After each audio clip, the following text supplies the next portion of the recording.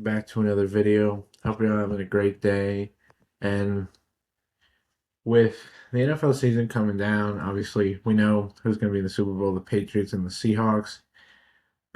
In the offseason for most of the NFL teams are ongoing now. As we know, of the 6 of the 10 teams that need a head coach have been filled. I figured I'd look at Daniel Jeremiah's mock draft 1.0. He's one of the analysts I look up to, and he released his mock draft 1.0 yesterday. So I figured I'd take a look at it and see where he has some of the top prospects going. So I figured, why not look at it? Starting off with the first overall pick being Fernando Mendoza. That is the clear and obvious pick. The Raiders need a quarterback. I mean, I've done Mendoza in every mock draft I've done. Um, he seems like the clear and obvious guy to go number 1, and especially with Dante Moore going back to school, it's clear that Mendoza will be the top pick, at least as long as the Raiders are going to draft a quarterback. It'll be Mendoza. At number 2, he's got Arvell Reese, and he lists him as an edge rusher, not as a linebacker, which I think is the big distinction because he's kind of like Micah Parsons in a way when he was coming out. Like, Parsons played mostly linebacker at Penn State, but then kind of transitioned over to being an edge rusher when he came into the league, and obviously is one of the best in the league. And Reese played more edge rusher than um, Parsons did at Penn State this past year at Ohio State, but it's an interesting pick for the Jets. I think we either go with the best defensive player, maybe Aaron Glenn was to get a dominating defensive guy on that team after you trade away your 2 best defenders in Quinn Williams and Sauce Gardner. And Reese would be a nice addition to that defense, especially, Jermaine Johnson. I think it's 1 more year left on his contract. Will McDonald, well, has the flashes, has only really 1 full year of really playing well. So Reese could give that edge presence really good. Went on to the third pick with the Cardinals, and it's Spencer Fano, who he has, I guess, is his number 1 tackle right now. I like Maui Noah from Miami, but yeah, it seems like Arizona will go tackle. You know, it just, with not a lot of great talent in this draft, the Cardinals might just go with their overall biggest need in right tackle. Obviously, we don't know who Arizona's going to have as their head coach or quarterback.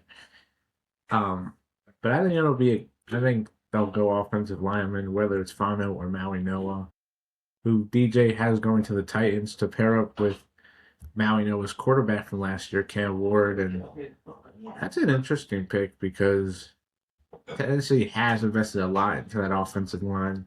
Last year paying Dan Moore over $80 million, he wasn't that good. They drafted J.C. Latham and Peter Skoronski in back-to-back years.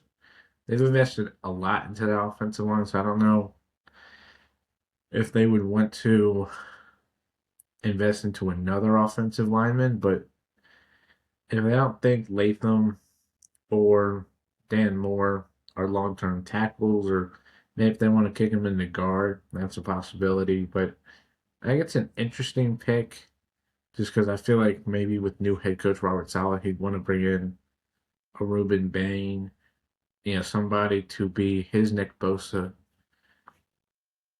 We're to the 5th overall pick. Wow, Mansour Delane. I've not seen him go this high. The Giants are in desperate need for a corner because, I mean, they have decent guys, but they don't have any really true lockdown elite guys. Like Paulson Adebo is fine. Drew Phillips is all right. This is an interesting. I have not seen Delane go in the top 10. I've seen him maybe go to like Miami or the Rams later on. So this is an interesting pick, but maybe if the Giants fall in love with him, they just might say, hey, this draft doesn't have a lot of talent. Why don't we go with a guy we like a lot? Wow, 6. He's got David Bailey. Another interesting pick, Bailey. Wow, over Ruben Bain. So DJ must value Bailey over Bain, which is interesting. But that's an interesting pick because I think they might go receiver here because all the receivers are still available, but he has them going David Bailey. Yeah, you have Myles Garrett on one side. They drafted Mason Graham last year. Maybe he wants to beef up those trenches. And maybe if Jim Schwartz is, because he is rumored to most likely get the Browns job, maybe he would want to bring in another dynamic piece on that defensive line. And then Washington, he's kind of going Sonny Styles. Wow. Very interesting. Over Ruben Bain, I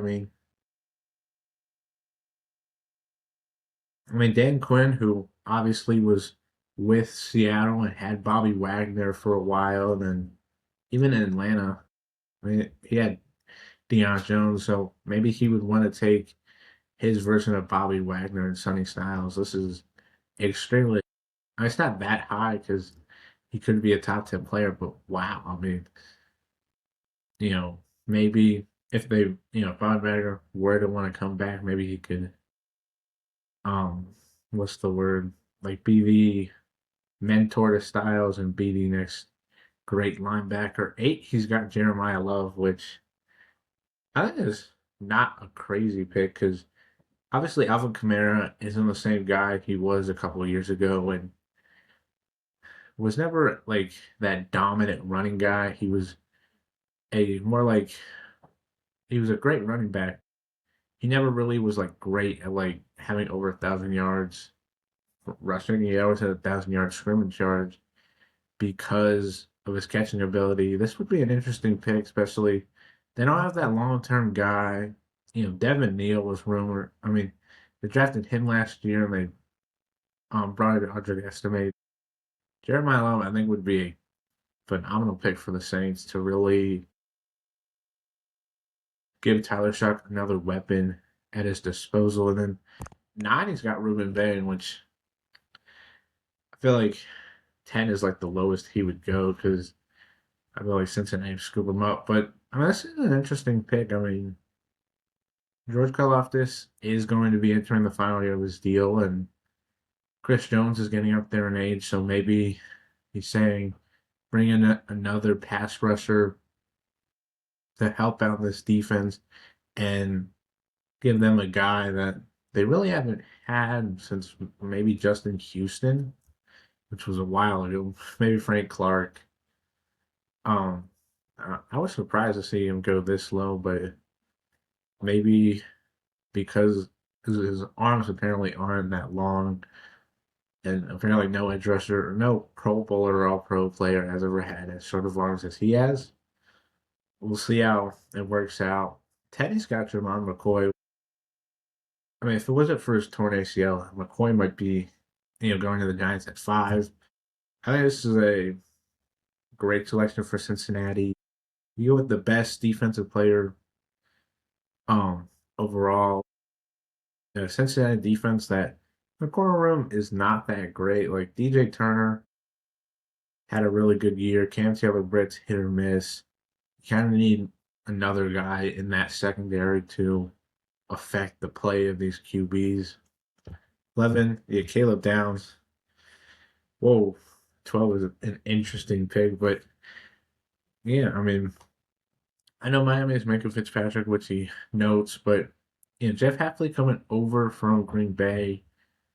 Like I said in my mock draft last week, um, and having Xavier McKinney, he might see Downs as a McKinney type, and I feel like Miami with there's a lot of needs this team has. I feel like if Caleb Downs is still there at 11, you just say we're going to select him, and he can play wherever you can play him outside. You can play him in the box, like you can move him around, have him as like a chess piece, Swiss Army knife to be used. 12 is Colin Hood, which is the highest I've seen him go.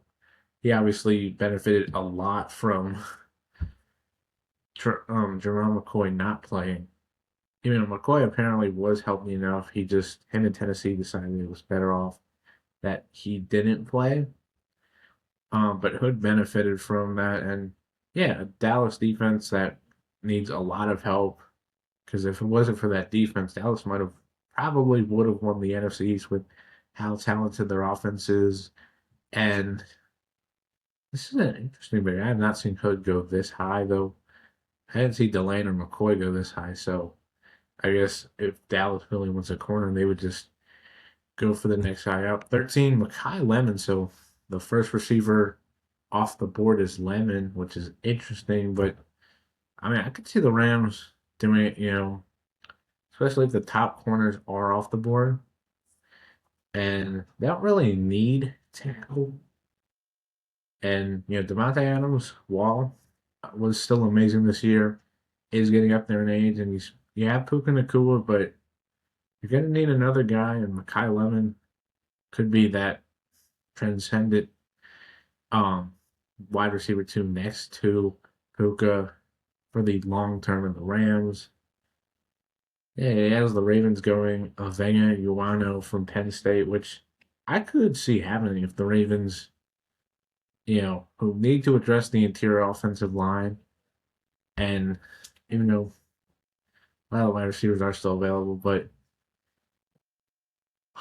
if the Ravens, who need to improve the offensive line, you know, even if you bring back Tyler Linderbaum, the guards need to be replaced, and this would be a good pick.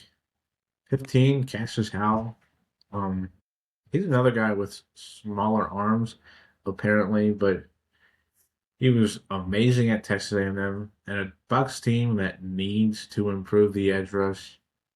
Like they have needed to improve that pass rush since Shaq Barrett really declined and when JPP and Ndamukong Suh were no longer there. So Howe, I think, could be an amazing um, guy who really could finally give that Bucks defense a legit pass rusher. 16, Carnell Tate. I thought the Jets at number two could go wide receiver. They easily could if one of them falls to 16. And yeah, I mean Tate, phenomenal. Obviously playing with Jeremiah Smith. A lot of people aren't going to talk about you, but he's been phenomenal his 3 years at Ohio State and a Jets team that you have Garrett Wilson, but you don't really have much else. Like A.D. Mitchell could be something, but there's not really much outside of Garrett Wilson. Tate could be a phenomenal receiver for this Jets team to give whoever the quarterback is for the long term somebody to throw to. 17, the Lions. Oh, Akeem Mesidor. Yeah, I mean, this is very high, but hey, I mean, Detroit has needed that secondary pass rusher. They've kind of relied on, later drafted or undrafted guys or veteran free agents. But you need another guy next to Aiden Hutchinson to get after the quarterback. And especially like that secondary, when healthy, is really good. But you need the pass rush to be able to help him out. And I think Mesidor, the teammate of Ruben Bain, could very much be first round pick and very much go this high. Wow. And he's got Minnesota going Emmanuel McNeil Warren from Toledo. Outside of Downs, I have not seen another safety go, so it's a little surprising. Minnesota needs to address that safety position. Harrison Smith is not going to play forever. And, a safety class that it's Downs and then a bunch of other guys. Maybe we see another guy move up the draft board if it is a need. And a lot of teams, I think, are going to go need with the class not really having a lot of talent. Panthers at 19, Jordan Tyson. This I think is the furthest I've seen him land, but an interesting pick. Panthers, you have Tetero McMillan, who they drafted last year from Minnesota. You have Jalen Coker. I know Leggett has not lived up to the hype. But you know, if they just want to say, hey, give Bryce Young as many weapons as he needs, I guess Jordan Tyson wouldn't be the worst.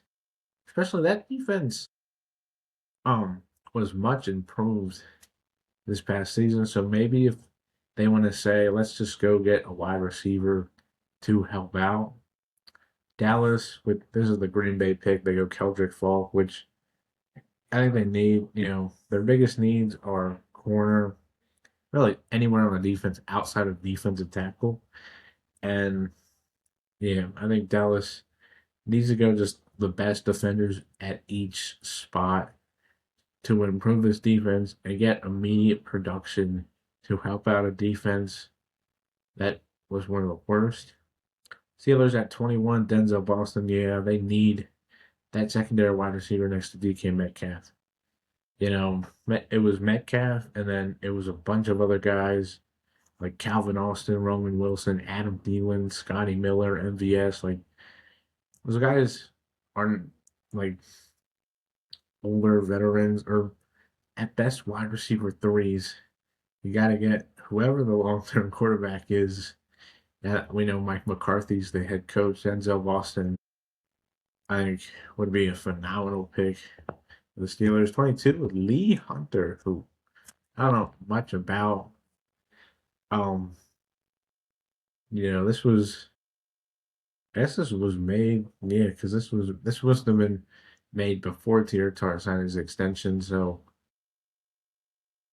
but if the top interior offensive linemen are off the board, and maybe if they don't want to draft like a tackle to move into guard, I could see them going defensive tackle and trying to just beef up the defensive line.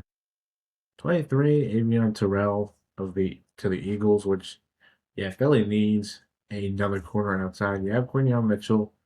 DeZine is more of a slot guy. You need another guy outside. We saw in 24 when they had Darius Slay and Quinion Mitchell on the outsides, it made a big difference. And Avion Terrell, the younger brother of AJ Terrell, the Falcons corner, would be a phenomenal pick for a Philly team that still looking for their offensive coordinator. 24, Caden Proctor. Um, yeah, I agree with this pick. I mean, Proctor, um, I think still maybe goes in the first round just because of his size and potential. And for a Cleveland offensive line that really needs to be revamped, like they have multiple guys on, Jack Conklin, Wyatt Teller, Joel Bitonio, who all could retire or maybe, be free agents. And the other guys, they're also all banged up most of the time. So, for a Cleveland offense that, we don't know who that quarterback is, but Ken Proctor could be a phenomenal um, pick to maybe help out this offensive line if he lives up to his potential. The Bears go Dylan Banner, who preseason was, transfers from Purdue to Oregon, was supposed to be, competing with Downs to be safety one. He didn't have as great of a season, but, and I haven't seen anybody have more than one safety. To see 30 go in the first round is crazy, but, you know, he mentions, Kevin Byard's a free agent, Jaquan Brisker is, so is CJ Gardner Johnson, who they picked up during the season. So, if they aren't able to bring maybe all of those guys back, or if they all leave, maybe they end up just going safety to help out a defense that doesn't need a lot of help, but could definitely um improvements to it. 26 has got the Bills going with CJ Allen, an interesting pick. I've mostly seen Buffalo go with a wide receiver, but Shaq Thompson obviously is a pending free agent. Maybe Matt Milano is. So maybe if they don't bring back Thompson, or if Milano maybe retired because of all the injuries. C.J. Allen would be the perfect fit in that defense. Obviously Georgia linebackers are always usually some of the best, and hey, if they, that defense needs improvements. I mean, on 27, the Niners, Kenny Sadiq, I mean, Sadiq could go a lot higher. This is an interesting pick. Kittle obviously getting up there in age. How long is he going to play for? And he also tore his ACL, so when is he going to be back for the start of the 2026 season? And, you know, you need to give Brock Purdy more weapons, especially like Brandon Ayuk's not going to be there. Jawan Jennings most likely is going to leave because he wanted an extension. They didn't give him that, so he might just end up leaving. So you got to have Purdy more weapons, and Sadiq, who could go a lot higher than this, as he says, could be a fit for a Niners offense that needs more weapons around Purdy if they want to continue success.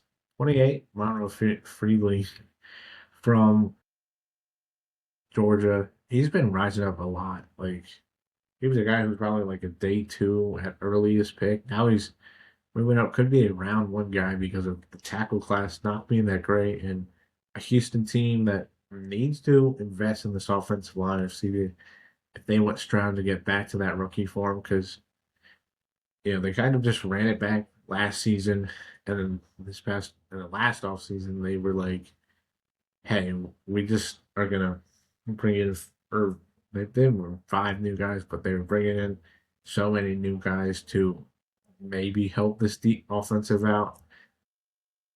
They have Ursery, who could be that long term left tackle, and Freeland could be the long term right tackle.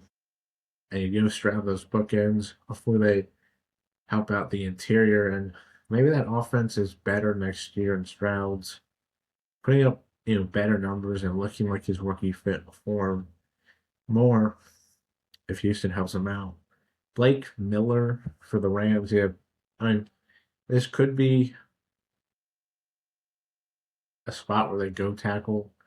This could also be Ty Simpson if they want to go with Stafford's replacement, depending on how much longer he plays. But, Rob Havenstein might retire, and they're going to need a guy who,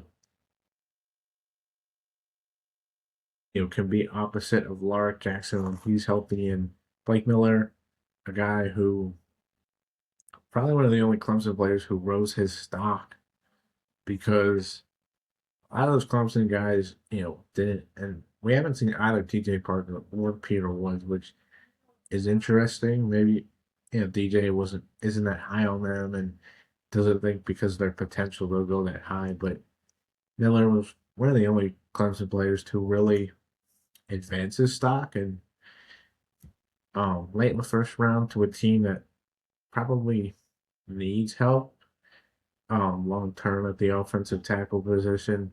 Could be a really good fit. 30th, the Broncos. Oh, speaking of Peter Woods, um, yeah, I mean Woods phenomenal. Was expected to be like a top five, top 10 pick preseason. Didn't live up to the hype, but still has that potential from his freshman and sophomore years. Where, hey, if you put him in the right situation, he could fulfill, be that guy everybody said he was. And John Franklin Myers is a free agent. You have Zach Allen and the dynamic Nick Bonito on the edge, but Peter Woods could give this Denver defensive line a long term guy alongside Bonito for the future. And 31 and 32, he has based off, I guess, how each team finished the regular season. Caleb Lovell, the guys I've seen go a lot higher.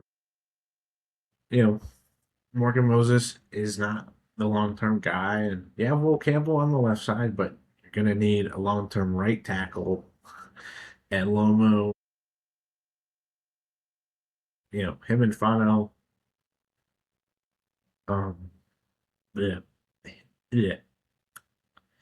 He, can be a phenomenal fit for Patriots team that wants to protect Drake May, and you have possibly two long-term guys in Campbell and Jared Wilson on the left side. They're still, with center and right guard, but maybe you get the right tackle, and then you hope center and right guard can, whether they're free agent guys or whether they're later round picks, can fortify that offensive line for Drake May. And then 32nd, the Seahawks go Brandon Cisse.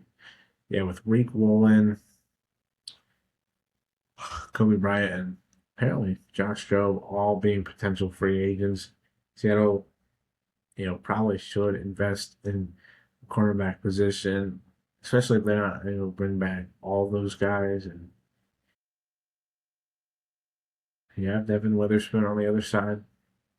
Bring another guy to at least not replace, but be that guy to help that secondary stay as great as it has been to keep that defense elite. Yeah, that is Daniel Jeremiah's mock draft 1.0.